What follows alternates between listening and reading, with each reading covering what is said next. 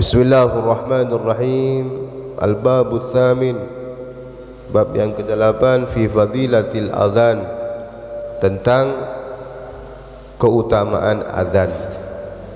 Jadi sengaja saya baca hadis tentang masalah azan karena terkadang di antara kita ini kalau disuruh maju untuk azan malah malas, tidak mau, ya kan?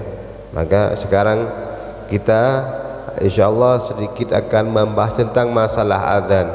Apa hikmah, apa keutamaan orang yang mengumandangkan azan. Bismillahirrahmanirrahim. Qala an-nabiy sallallahu alaihi wa alihi wasallam, baginda Rasul Muhammad sallallahu alaihi wa alihi wasallam bersabda, man adzana lis-salati sab'a sinina muhtasiban kataballahu lahu bara'atun minan nar. Barang siapa yang adzan untuk melakukan ibadah salat selama 7 tahun muhtasiban, karena Allah Subhanahu wa taala, ia azan karena mengharapkan ridho Allah Subhanahu wa taala, bukan karena diupah, bukan karena digaji, maka Allah bebaskan dia dari siksa api neraka. Bebas, terlepas dari siksa api neraka. Ini jika kita azan selama 7 tahun. Tadi beda ya. Kalau sekarang kan azan, yang azan sekian, ya, yang imam sekian, yang khotib sekian. Kalau tak ada itu tak mau azan. Ya tidak masalah. Takmir mengkaji orang agar untuk menjaga istiqomah di masjid, di mushola, tidak masalah, baik saja. Ini yang dipermasalahkan orang yang azan, bukan takmirnya.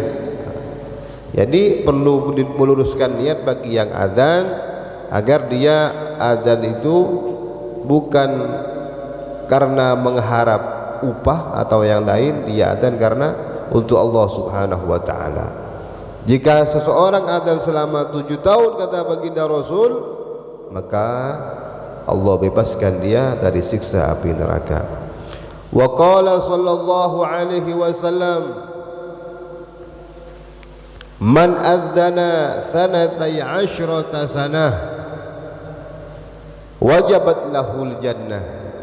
Barang siapa yang adzan selama 12 tahun, wajib baginya masuk surga.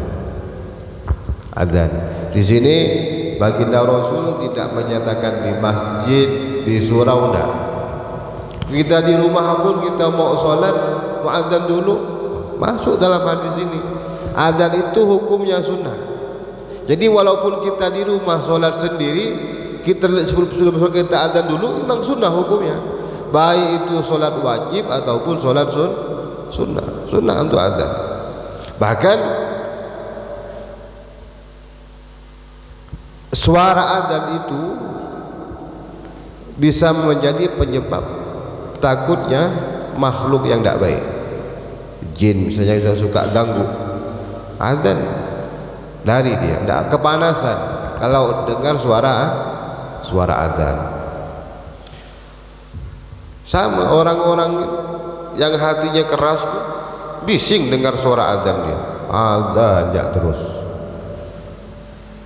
tidak mau, panas tinggal di samping masjid, samping surau, kepanasan dia, kena suara azan kepanasan, berarti bercampur dia itu, separuh manusia separuh iblis. Sama iblis, jin sama, kepanasan kena azan dia sama. Jadi kita jangan sampai kepanasan dengar azan ya, apalagi yang dekat dengan masjid. Wah, suara agak tajam tuh, nah, jangan sampai merasa bising. Kalau merasa bising, nah, sadar diri lah siapa.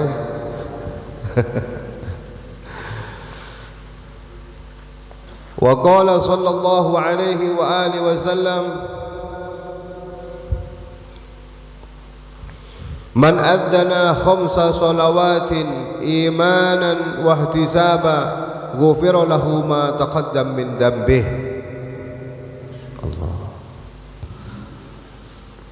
Barang siapa yang baginda Rasul Muhammad sallallahu alaihi wasallam bersabda, barang siapa yang azan 5 salat 5 waktu imanan, karena berangkat dari hati keimanan kepada Allah Subhanahu wa taala, wahtisaban, ia berazan karena mengharapkan ridha Allah, bukan karena yang lainnya, bukan karena upah, bukan karena ingin dipuji oleh orang lain, ghafira lahu ma taqaddam min dhanbih, maka Allah akan mengampuni dosa-dosanya yang telah lalu. Semua dosa-dosa yang telah lalu diampuni oleh Allah Subhanahu wa taala, terkecuali dosa yang besar. Kalau dosa yang besar itu kalau kita mengambil dari zikir untuk penghapusan dosa, ada zikir, yaitu kalimat la ilaha illallah. Tapi kita bacanya dengan hati yang khusyuk, khudur, kita mengucapkan kalimat la ilaha illallah dari hati, dari lisan, dan panjangkan hurufnya. La ilaha illallah. Maka kata baginda Rasul, barang siapa yang mengucapkan kalimat la ilaha illallah dan memanjangkan kalimatnya, maka Allah ampuni semua dosanya yang besar maupun yang kecil. Panjangkan. Kalau baca rotib janganlah. Kalimat zikirnya 50 panjang, jam 10 selesai. Ini di rumah ya. Di rumah kita panjangkan. Pelan, dengan pelan kita membacanya, khusyukkan hati, hadirkan wajah guru. Jika kita mengucapkan dengan lisan, maka harus bersamaan dengan hati. Jika kita mengucapkan dengan hati, maka jangan ikutkan jasad yang lain. Lidah terdiam, semua terdiam, hanya hati yang berzikir la ilaha illallah. Panjangkan. Maka kata baginda Rasul, menghapus dosa-dosa besar dan dosa-dosa yang kecil. Adapun azan, orang yang azan 5 waktu iman kepada Allah dan mengharap ridho Allah, maka Allah ampuni dosa-dosanya yang telah lalu, dosa yang kecil. Wa qala sallallahu alaihi wasallam, dan baginda Rasul Muhammad sallallahu alaihi wasallam bersabda,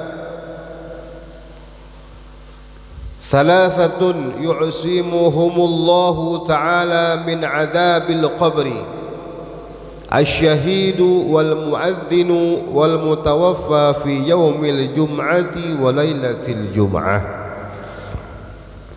Baginda Rasul Muhammad sallallahu alaihi wasallam bersabda, ada 3 golongan yang mana mereka dijaga oleh Allah Subhanahu wa taala dari siksa kubur. 3 golongan, 3 kelompok, 3 orang ini Allah jaga dia, Allah jamin dia aman dari siksa kubur. Yang pertama asy-syahid, orang yang mati syahid, orang yang berperang di jalan Allah melawan orang kafir. Orang kafir yang nyata-nyata mereka merongrong agama Islam, ingin menghancurkan agama Islam. Jadi ada kafir harbi, ada kafir dhimmi. Kafir harbi ini mereka yang nyata-nyata bergerilya untuk menghancurkan agama Islam.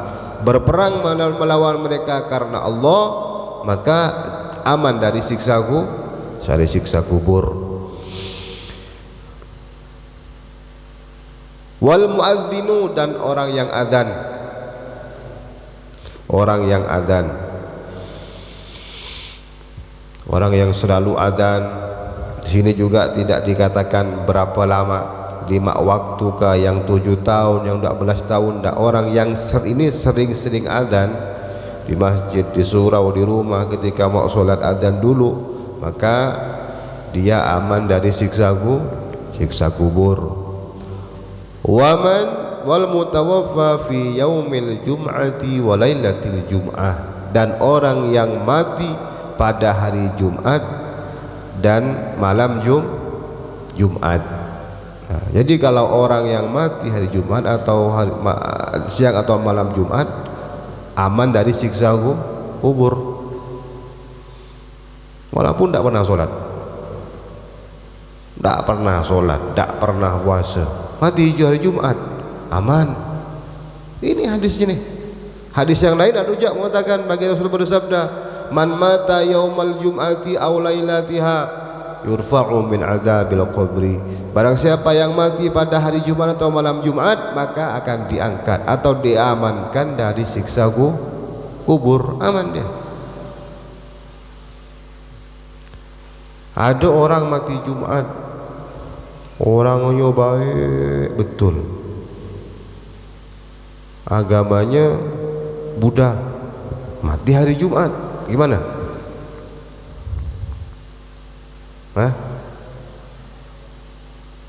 Buddha, Hindu, Kristen misalnya,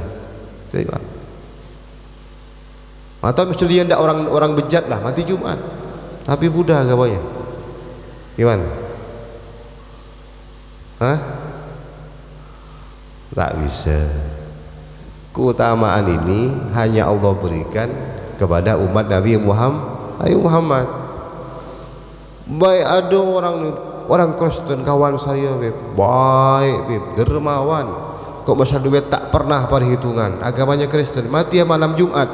Ada, karena dia bukan Muslim. Adapun yang Muslim, walaupun dia bejat, jarang sholat, Ramadan tak pernah puasa, sabu-sabu misalnya, mati hari Jumat, aman siksa kubur. Yang penting Muslim. Kubur ya aman, akhirat lain lagi. Ini mengambil keutamaan hari Jumat atau malam Jumat. Dulu ada nih di Tanjung Raya 2 nih. Ramadan jarang puasa, sholat apa lagi, sabung ayam, suka main perempuan, sabu-sabu, mati Jumat, aman tak? Aman. Kubur aman, akhirat lain lagi lah, tidak ada. Jadi kalau Jumat ini spesial untuk dikubur ya. Kalau selain Jumat, tidak ada jaminan kubur. Kalau pingin aman dari kisah kubur, sering-sering mengamalkan surat Al-Muluk, dibaca setelah sholat Isya. Maka kata baginda Rasul, orang yang mau istiqomah membaca surat Al-Muluk, surat Tabarak juz 29 setelah sholat Isya, maka ia aman dari siksa kubur. Kalau malam Jumat, tidak perlu ngamalkan itu. Kalau pingin aman dari siksa kubur, malas buat ngamalkan surat Al-Muluk, ya Jumat. Pingin dah itu kan? Pingin kan? Ya besok malam lah. Kalau Jumat besok malam. Sehari lagi, besok malam. Iya, sekarang malam Kamis sekarang, besok malam. Atau Jumat depan. Ayo Pul, besok malam Mas Ipul. Besok malam. Oh siap, Bang Ipul ya siap.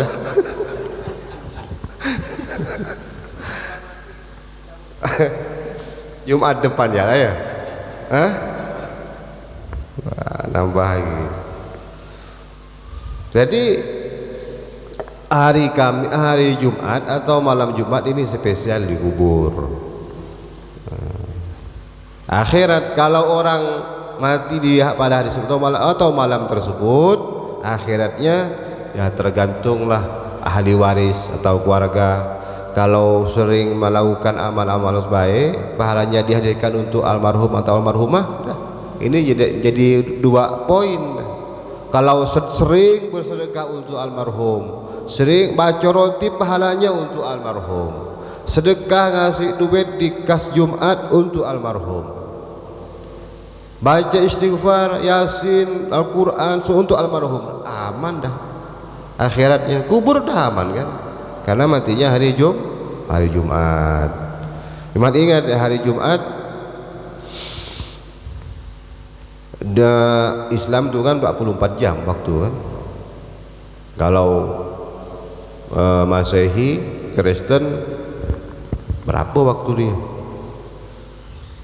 Sekarang ini kalau Masehi selamat apa? Petang. Nanti jam 9, jam 10 selamat malam. Jam 12 lewat pagi. Berarti malam dia 6 jam ya. Iya kan? Masehi malamnya 6 jam. Kalau kita enggak, sekarang ini tadi tenggelam matahari malam Kamis, habis subuh terbit matahari hari Kamis, sampai tenggelam matahari baru malam Jumat. Berarti Islam jelas dalam sehari semalam waktunya 24 jam. Ini hitungan kalau kita mau menentukan orang ini mati hari Jumat atau malam Jumat. Ada orang meninggal jam 5 sore, hampir malam Jumat. Berarti Kamis tuh. Kamis karena belum masuk maghrib, belum. Ada orang gitu tak paham. Jadi kita ini hitung pakai Masehi kali. Hitung Hijriah seperti itu 24 jam.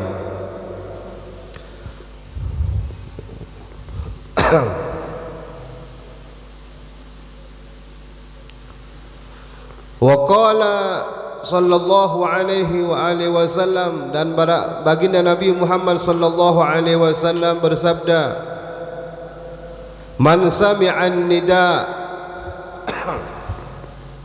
barang siapa yang mendengar nida atau panggilan atau azan, faqabala ibhamaihi, kemudian ia mengecup kedua ibu jarinya,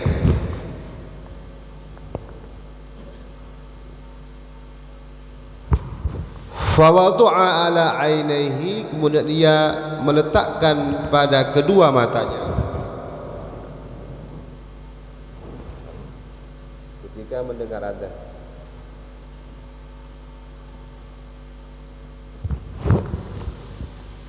Waqala, dan dia berucap, marhaban bidzikrillahi ta'ala qurrata ayunina bika ya Rasulullah. Ini kalimatnya, fa ana syafi'uhu yaumal qiyamah, maka kelak aku, kata Rasul, akan memberikan syafaat kepadanya pada hari kiamat. Wa qaiduhu ilal jannah, dan aku yang akan membawanya, menuntunnya menuju surga. Jadi kalau dalam hadis yang lain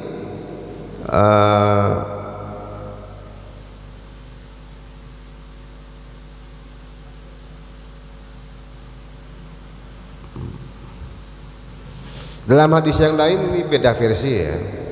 Kalimat tadi ini dibaca ketika mendengar kalimat asyhadu anna Muhammadar Rasulullah. Ini ketika kita mendengar kalimat itu, waktu muadzin mengumandangkan azannya, maka baca ini, marhaban bidzikrillahi ta'ala qurrata ayunina bika ya Rasulullah.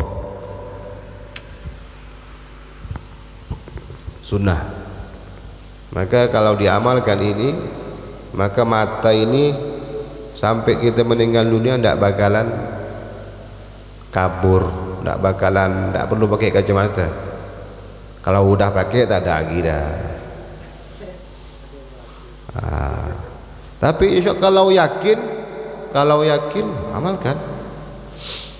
Insyaallah ini hadis baginda Rasul. Tidak bakalan sakit mata dia. Wa qala sallallahu alaihi wasallam, dan baginda Rasul Muhammad sallallahu alaihi wasallam bersabda, idza kana waqtul adzan futihat abwabus sama wastujibat du'a. Dan ketika masuk waktu adzan, terdengar suara adzan, maka dibukalah pintu-pintu langit oleh Allah Subhanahu wa taala dan terkabulnya doa-doa. Maka ketika adzan itu waktu yang mustajab untuk berdoa, pintu-pintu langit dibuka oleh Allah Subhanahu wa taala. Wa idza kana waqtul iqamati lam turaddu da'watuhu, dan ketika dikumandangkan masuk waktu iqamah, maka juga doanya tidak akan ditolak oleh Allah Subhanahu wa taala. Maka dua waktu, ketika azan, ketika iqamah, ini termasuk waktu yang mustajab. Dalam hadis yang lain, waktu antara azan dan iqamah ini juga waktu yang mustajab untuk berdoa. Misalnya kita di rumah atau di masjid, di surau, mau solat, mau kita hendak solat, sampai di situ solat tahiyatul masjid, duduk nunggu imam, kita zikir, banyak berdoa kepada Allah Subhanahu wa taala. Apa hajat-hajat kita minta kepada Allah. Waktu itu adalah waktu yang mustajab.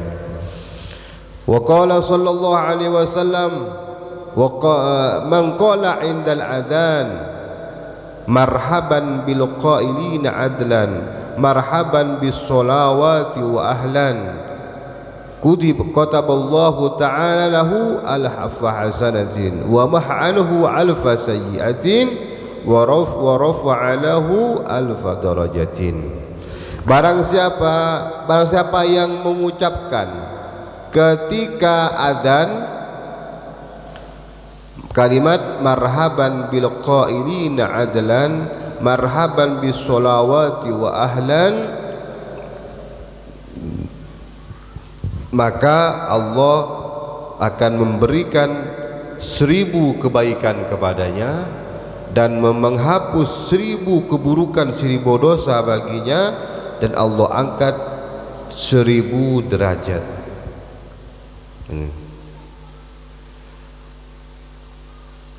Marhaban bil qailina adlan marhaban bis sholawati wa ahlan.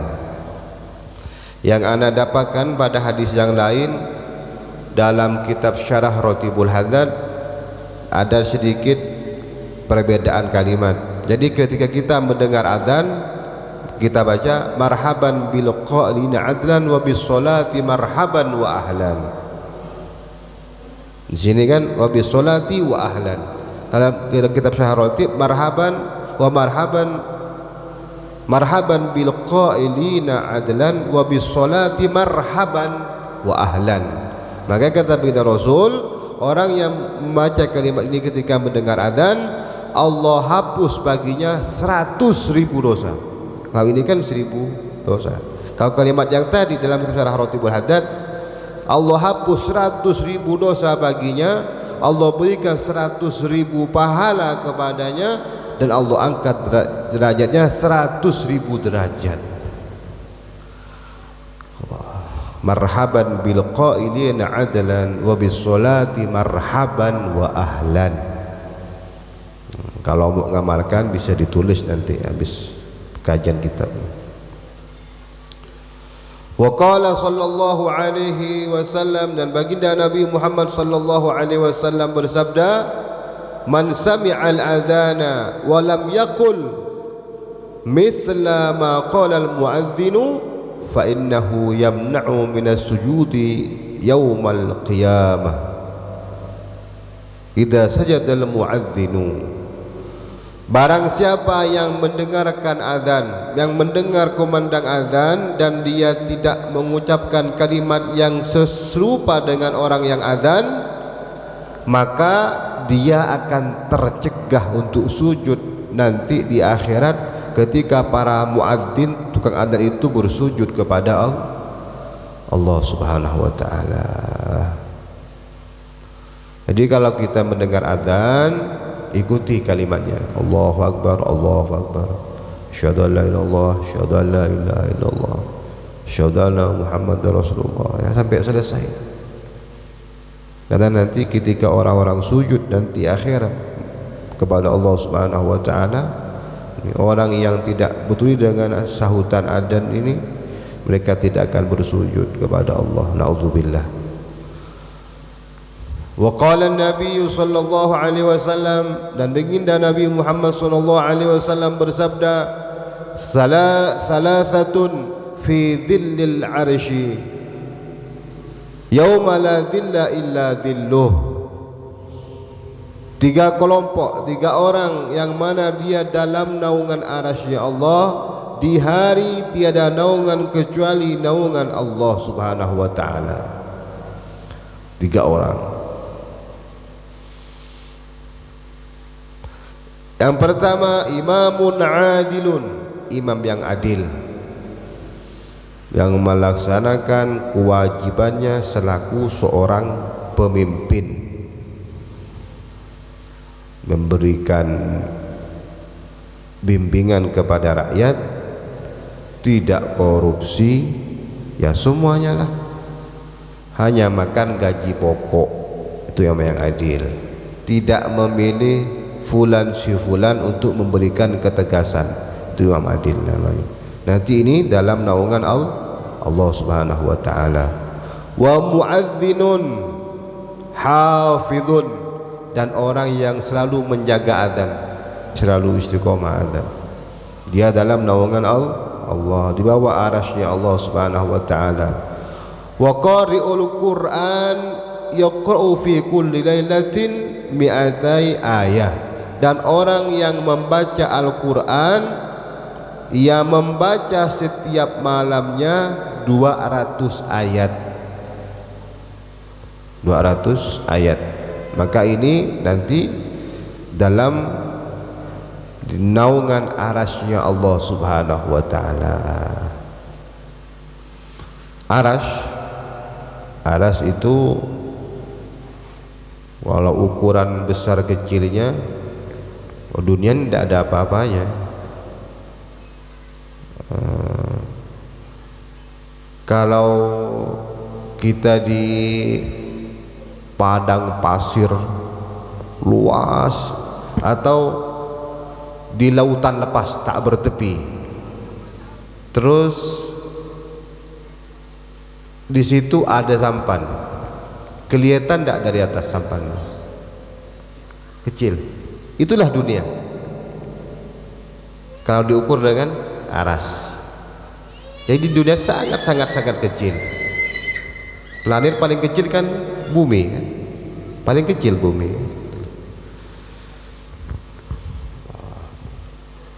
Ya, sampai di sini, kalau ada pertanyaan.